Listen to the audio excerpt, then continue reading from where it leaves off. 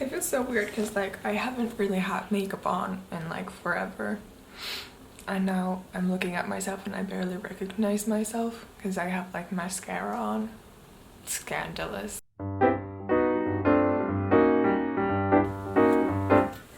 Hello and welcome back.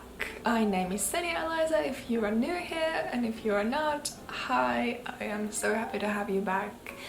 It has been a minute. You know, life happened and lockdown happened and I'm not gonna be lying to you. It's been a little depressing. But we're back and that's what matters, and we're going to dive into this tutorial and we're gonna have a good time, right? As you read by the title, it is Harry Styles sweater time. Been a long time coming. I've been making this for now a month, I would say, because I, for one, I'm terrible at estimating how much yarn I'm going to be needing for a project like this. Also, this is the first knitting project I've ever made. I usually crochet. But anyways, I feel like the whole knitting, crocheting community went nuts about this in the summer. It's November now, so I'm a little late to the trend, but do I really care? No. So today we are diving into that whole thing, and I'm going to be making this a two-part series because I feel like if I would make one long video where I explain everything in depth like I want to, there would be like an hour at least, and I'm not really trying to do that. So this is part one. Today we're gonna go through the yarns I used, the patterns I used for the squares, and I'm also quickly gonna touch on a couple of other things before we hop into it. I guess I'm just gonna start explaining straight away. I'll hop into the journey. So, knitting. Knitting consumes a lot less yarn than crochet does. And in a project like this, you know, a big project, I want to consume as little yarn as possible because it wasn't the most affordable thing, but considering how much the original J.W. Anderson sweater cost,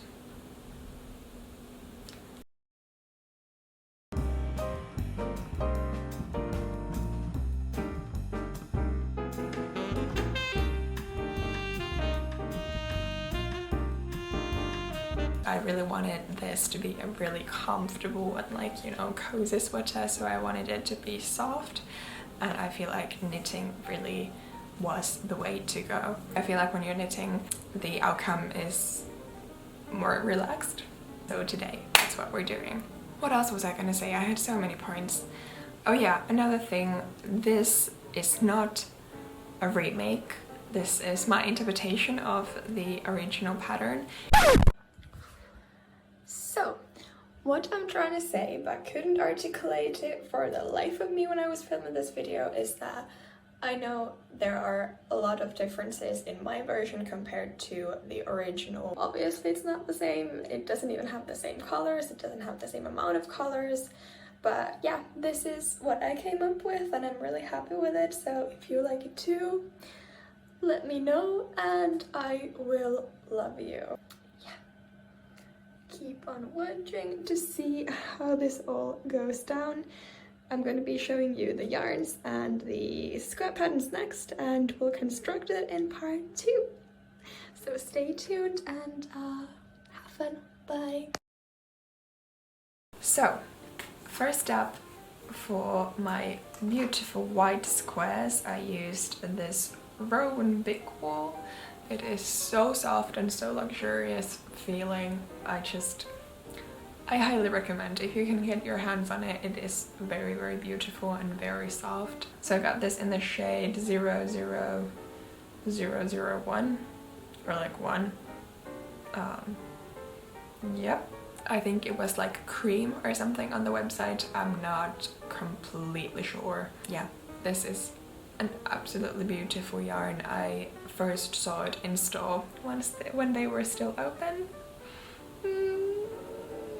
The rest of the squares I made using Drops Eskimo. I got it in 3 different shades. First one being this tan mix, then a lighter shade of brown, this beige mix, and my favorite, this blush. I believe it was called Camel on the website. I got all these from Wool Warehouse, really great site, and I can never ever get over how fast shipping is in England. Like everything except for some like random Amazon orders come in like 2 days. What? In Finland it's like a week, maybe 2, especially now that everything's like messed up because of COVID. What? 2 days? Or 1? That's crazy. Good for me, I guess, because I've been stocking up like every other week when I've realized like, oh, I still need more. So now diving into the actual making of the squares. I started every single square with 15 stitches, so I'm really quickly gonna go through how to cast on. Most people may know that, but in case, I'm gonna show you. So here, first off, you create this slip knot, just pulling a loop through and tightening that up, and insert your needles through the loop. Then holding your yarn in both fingers, great explaining, you just kind of take a loop from the thumb, from the pointer finger, and pull the thumb loop over. And then you just repeat that. So now we've got our foundation. I'm already gonna apologize for my knitting terminology. It's non-existent because this is the first knitting project I have ever made. So if I'm confusing with like crochet terminology, which also is not that great because I'm self-taught, you know, bear with me. First off, we are diving into the garter stitch, and now this is my white yarn. This is the simplest pattern ever. You're just going to be knitting every single stitch. There's no purling, no nothing, just knitting. So here you can see me make the first stitch. So we're going in at the front of the loop, crossing our needles in the back, then we take a loop from the working yarn and pull it forward and release. And that's how you knit. Then we're just going to be repeating this 15 times on the first row and turn our work around. That's looking very uneven at the bottom, but don't worry, it will be covered because we're going to be sewing all of these together, so like, don't even worry about it. Here we can see our first row, the other side. You can see now they look like pearls. So in the basic stocking stitch pattern, you would now purl the next row. But since we're doing garter, we're just going to repeat the same process. We're going to knit every stitch on the second row as well, and all the other rows up until our 19th row. So here we have 19 rows all together. You can see the pattern forming. I really like this. It's super beautiful, super simple, but yet eye-catching. For our final 20th row, we're going to bind off using the purl stitch. So we're going through at the back, crossing our needles at the front, and pulling a loop through. When you're binding off, always when you have 2 loops at your right hand needle, you want to take the first loop and pull it over the latter, and that's how you bind off. And then when you're done, cut the yarn, pull it through and tighten it, make a knot. That's how you bind off. So next up, we're going to be doing the very basic stocking stitch with our tan mix yarn. So first row, the exactly same thing. We're just going to be knitting each stitch on our first row, like so.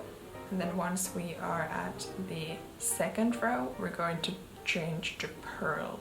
So we go in at the back, cross our needles at the front, and pull a loop through.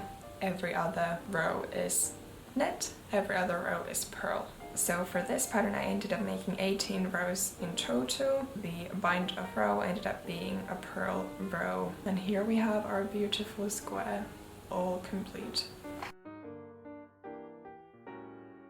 Now we're taking our beige mix. Here we have our 15 stitches ready. And for this we're going to be doing the moss stitch. So this is a little different now, but still very beginner friendly because I'm a beginner. So we're going to be using, again, knits and purls, but instead of rotating between rows, we're rotating between stitches. So the first row we're going to start with a knit, and for the next stitch we're going to cross our yarn over and we're going to make a purl. And that's what we're going to be doing for the entire first row. So we started with a knit and we're ending with a knit. This is how it's supposed to look. And now turning the work over, we're going to be doing the exact same thing. For the second row, you're going to want to place purl on top of each knit and a knit on top of each purl. Always start with the same stitch that you ended the last row on. So we ended on a knit and then we turn it around and we're starting with a knit again. So now just continue this for 17 rows. So here we have all of our 17 rows, and now we're going to bind off, just doing the exact same thing but binding off while doing it. So every time you have those two loops on your right hand needle, you're just going to take the first loop and pull it over, just like so. And here we have our beautiful moss stitch square. I really like this pattern. Next up we have the double moss stitch.